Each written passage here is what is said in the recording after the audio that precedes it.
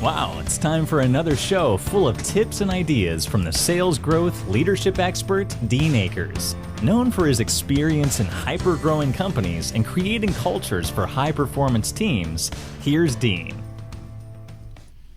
Well, welcome to your Sales and Leadership Ninja Show.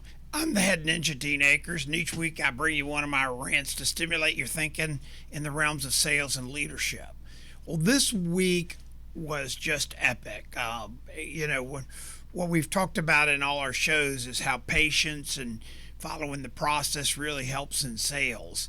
I had so many wins this week with my ninjas out there that I work directly with, and there's probably over 100 of those. So I get the luxury of them texting me or calling me when they have a huge win, and it's always a lot of fun.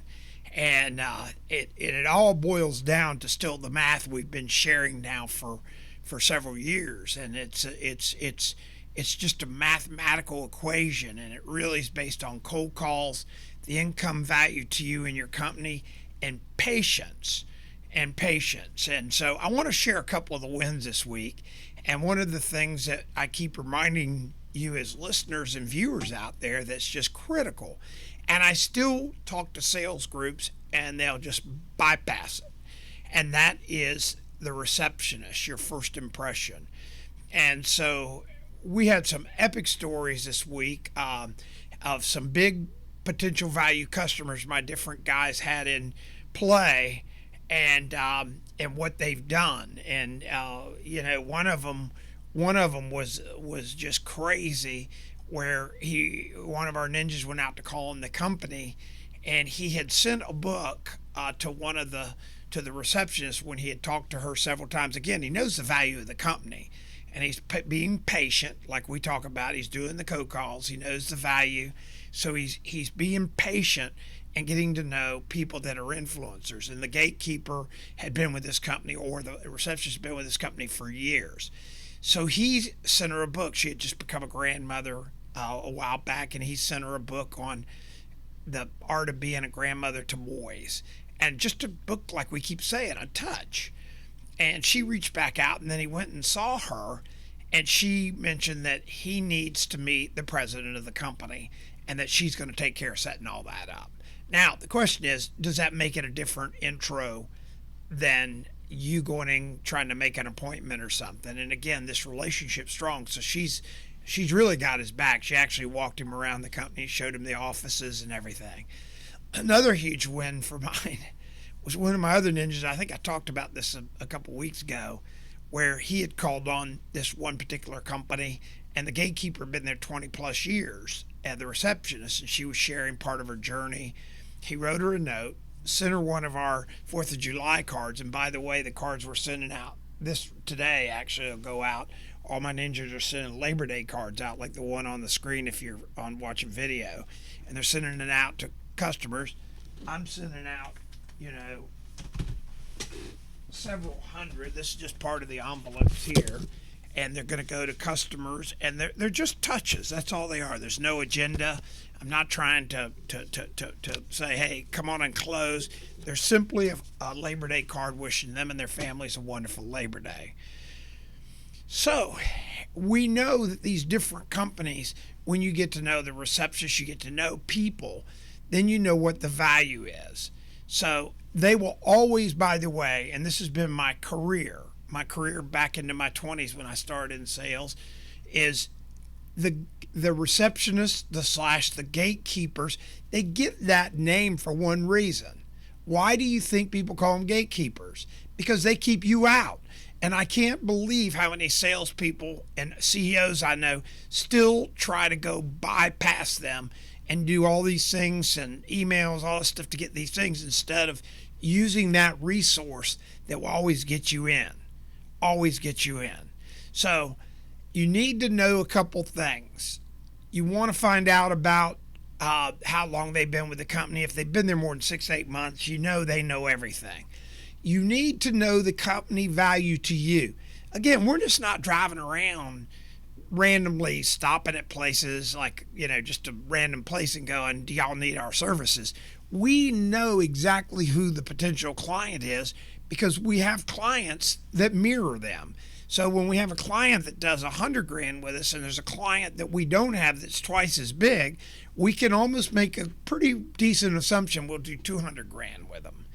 So when you start looking at that, you've got to go back and understand the value. So I have a ninja trainee, and we were looking at clients that we're working on, deep diving and stuff, and he asked me, he goes, well, how much time should I spend? And I said, well, let's back figure what your commissions would be if you got this particular client.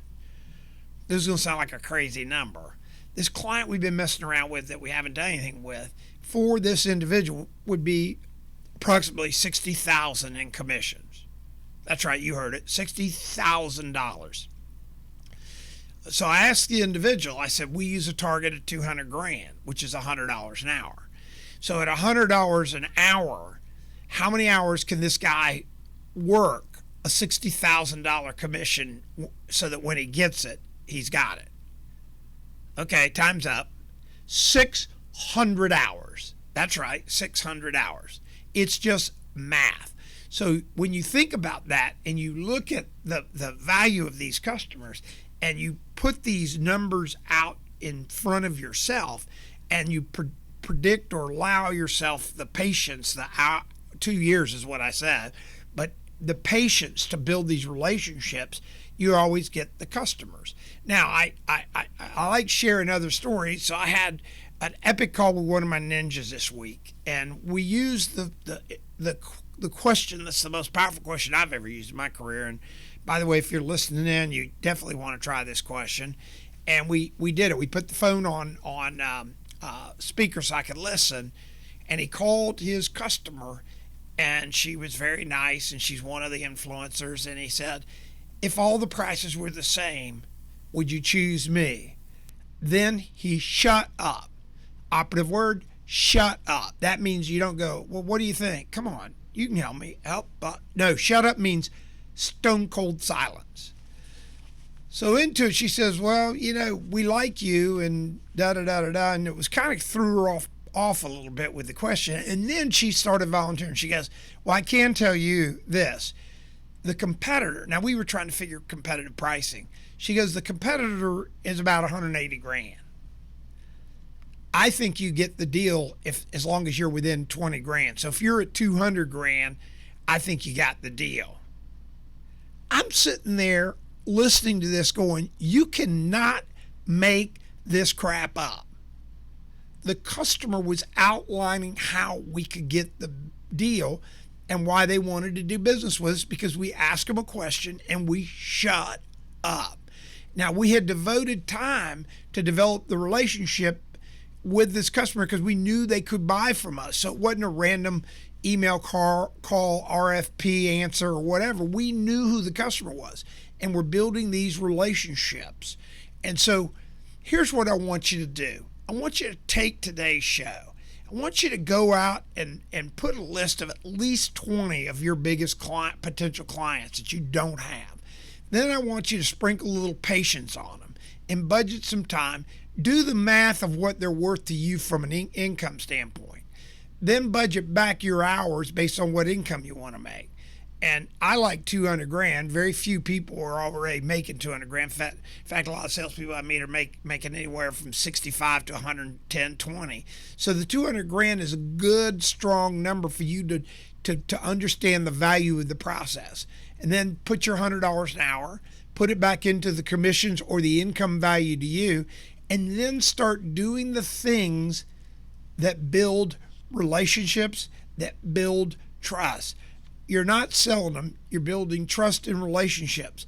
People buy from you, they don't get sold by you.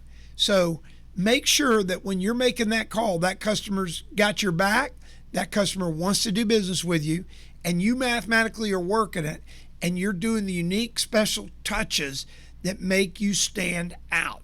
And I got to tell you again, those receptionists, I can't tell you how many sales groups I go and I talk to, and they go, yeah, I tried to get to the president, blah, blah, blah. And I said, well, tell me the receptionist's name. Oh, I think her name's Sue or something. I go, what?